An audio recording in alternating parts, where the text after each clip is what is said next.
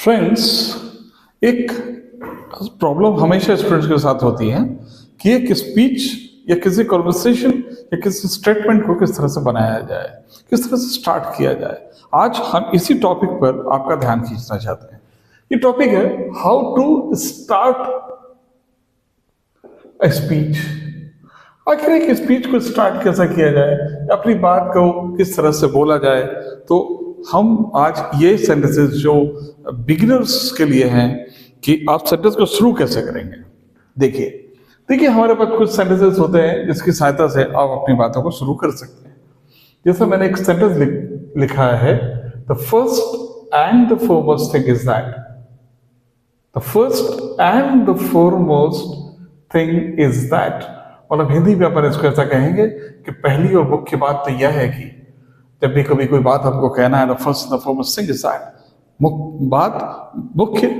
पहली और मुख्य बात तो यह है कि अगर मुझे यहाँ पर यह कहना है कि सवाल यह है कि, तो क्या कहेंगे, द क्वेश्चन इज दैट। जो भी सवाल होगा वो तो आप पूछ लेंगे, लेकिन बात आप स्टार्ट ऐसी करते हैं कि सवाल यह है कि द क्वेश्चन इज दैट। अगर मैं यहाँ पर कहूँ कि कारण यह है कि, तो क्या कहेंगे, द रीजन इज दैट।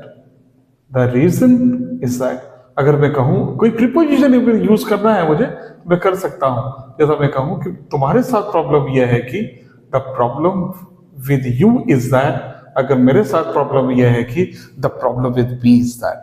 अगर मैं कहूँ कि the problem with me is that I am not interested in it. मेरे साथ प्रॉब्लम यह है कि मुझे इंटरेस्ट नहीं है सब चीजों के अंदर। The problem with me is that. इसलिए पहली और मुख्य बात तो यह है कि the first the foremost thing is that. तो जब भी कभी आपके स्पीच को स्टार्ट करते हैं तो इस तरह के सेंटेंसेस की आपको जरूरत पड़ती है। जैसे कि एक बहुत साधारण सेंटेंस जो कि आप जानते हैं, एज यू ऑल नो। जैसे कि आप सभी जानते हैं, एज यू नो भी बोल सकते हैं कि आपको कहना है कि आप सभी, जैसे कि आप सभी जानते हैं, as you all know that there are so many languages spoken in the country. आप जैसे कि आप सभी जानते हैं कि हमारे देश में बहुत सारी भाषाएं बोली जाती हैं। तो as you all know that, is it clear. तो आप कभी भी ये सेंटेंस को जरूर बोलेंगे जैसे कि आप सभी जानते हैं। थोड़ा सा ईगो भी सेटिस्फाई हो जाता है सामने वाले का। नहीं तो अगर आप हमेशा ये कहें कि मैं ही बता रहा हूं आपको, तो ये गलत हो जाता है। गॉड विलिंग, और you may use your heaven willing. Heaven willing is a wonderful expression for. Heaven willing का मतलब होता है भगवान ने चाहा तो। जैसा अपन कहें कि मैं जरूर जीतूंगा, then I will definitely win. God willing, I will definitely win. और heaven willing, I will definitely win. भगवान ने चाहा तो ये जरूर होगा। heaven willing, इसी तरह का एक एक्सप्रेशन। और अगर मुझे बोलना है heaven forbid, हेवन फॉरबिड का मतलब यहाँ यह हुआ कि भगवान ना करे। कभी कोई किसी को बुरा बोलना है कि वो heaven forbid, if you are not selected in the examination, then what's your plan B, है ना। तो हेवन फॉरबिड, भगवान ना करे। ये एज इट इज एक्सप्रेशंस हैं, ये फ्रेजेस हैं, ये उस जगह पे यूज होते हैं। अगला सेंटेंस तो हमको पता है, लेकिन ये स्टार्ट यहाँ से होगा। कभी भी ध्यान रखा कि लैंग्वेज को सुंदर बनाना होगा। जैसे कि एक सेंटेंस हम और लेते हैं। अगर मुझे यहाँ पर यह कहना है कि जहां तक मेरा ख्याल है, as far as I think. जब भी कभी कोई राय आपसे मांगी जाए, किसी ने कहा कि बताओ ये काम करना चाहिए कि नहीं करना चाहिए, तो डायरेक्ट ये मत बोलिए, मत करिए, बल्कि बोलेंगे कि जहां तक मेरा ख्याल है तो इस काम को नहीं करना चाहिए। As far as I think we should not do it. जब भी कोई स्पीच देनी है, अगर कोई बात बोलनी है, तो आप अपनी राय अगर बताना चाहते हैं कि जहां तक मैं सोचता हूं, as far as I think that no other language is as easy as English. जहां तक मेरा ख्याल है तो कोई भी भाषा इतनी आसान नहीं है जितने की इंग्लिश। तो जहां क्या कहा, जहां तक मेरा ख्याल है। चलिए हम आगे बढ़ते हैं।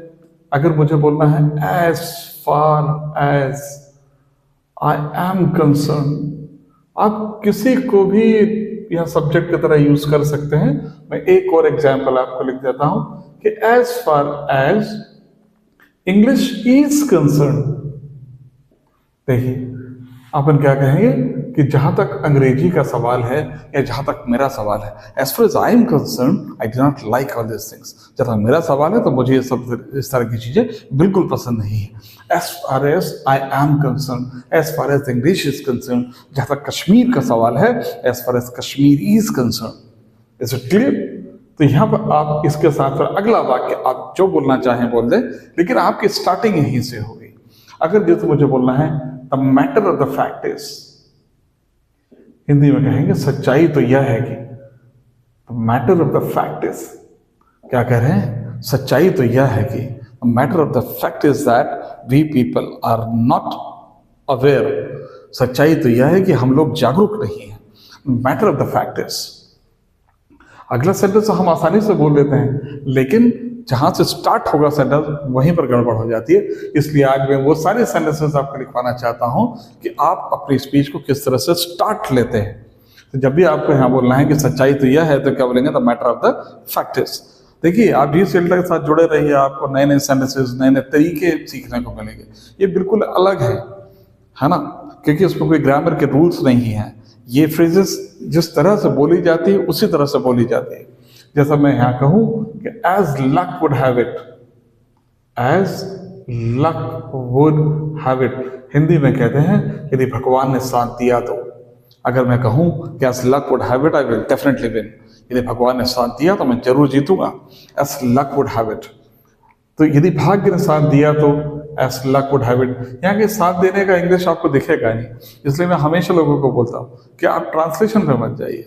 अगर आप ट्रांसलेशन जा रहे हैं, कर रहे हैं, तो आप समझ लीजिए कि आप गलती कर रहे हैं। आप इंग्लिश के ओरिजिनल एक्सप्रेशन को आपको समझना है और उसको बोलना है। जैसे अगर आपको कहना है सच कहा जाए तो इंग्लिश में कहते हैं ट्रूली स्पीकिंग। आप यहाँ पर ट्रूली की जगह पे ऑनेस्टली, फ्रैंकली का भी उपयोग कर सकते हैं। किसी ने भी कोई राय दिया, हम पूछते हैं कि डू यू लाइक इट, तो आपने कहा truly speaking I don't like. So सही बोलूँ तो पूछे तो बिल्कुल, तो सही बोलूँ को इंग्लिश क्या होगा? Truly speaking. कोई ग्रामर का रूल नहीं है यहाँ पर कि प्रेजेंट कंटिन्यूअस टेंस है तो आईएनजी लगा है। बहुत सारे स्टूडेंट जो ग्रामर के नियमों को पढ़ के आते हैं वो यहाँ आकर कंफ्यूज हो जाते हैं। तो मैं बार बार लोगों को बोलता हूँ कि सबसे पहले इंग्लिश के एक्सप्रेशंस को डायरेक्ट समझने की जरूरत है कि सच कहा जाए तो ट्रूली स्पीकिंग, ईमानदारी से कहा जाए तो ऑनेस्टली स्पीकिंग। किसी ने कहा कि क्या इंग्लिश को ओवरनाइट सीखा जा सकता है, तो हम कह sir honestly speaking this is not at all possible, it will take some time, थोड़ा समय तो लगेगा इसके अंदर। तो आज के बाद जब भी कभी आपको बोलना है truly speaking, you may use here honestly speaking, ईमानदारी से कहा जाए तो, फ्रैंकली स्पीकिंग अगर बिल्कुल सही कहा जाए तो, आप रफली स्पीकिंग भी बोल सकते हैं, है ना। जैसे देखिए, अब हम लोग यहाँ पर पढ़ते हैं be all and and all of the matter is. ये बहुत अच्छा एक्सप्रेशन है, be all and and all. Be all and all का मतलब होता है महत्वपूर्ण पार्ट यह है। अगर किसी भी मैटर का be all and all the matter is, अरे बात का मुख्य हिस्सा यह है कि जब भी कोई डिबेट आप कर रहे हैं और इस डिबेट के अगर एंड में आपको बोलना है तो आप क्या बोलते हैं? Be all and all of the matter is. इस मामले का, पूरे डिस्कशन का मुख्य जो भाग है वो यह है जो भी आप बोलना चाहते हैं। आप इसको इस तरह से भी बोल सकते हैं, the long and the short of the matter is, the long and the short of the matter is. Hindi में कहते हैं कि बात का निचोड़ यह है कि, कुछ यही है, समान ही है कि बात का निचोड़ यह है कि the sum and the substance of the matter is, the sum and the substance of the matter is.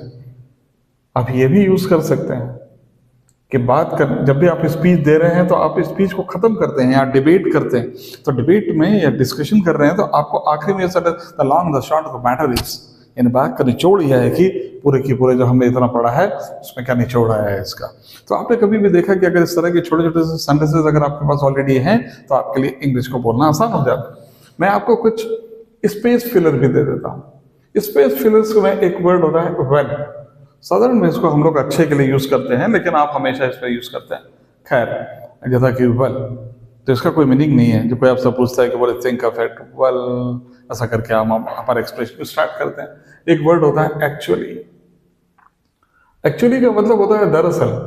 जैसा अगर आपको कोई बहाना मानना है तो आप बिल्कुल बोल सकते हैं किसी ने कहा कल क्यों नहीं आए थे, एक्चुअली दरअसल क्या हुआ, तो एक्चुअली व्हाट हैपन, तो एक्चुअली से स्टार्ट करते हैं।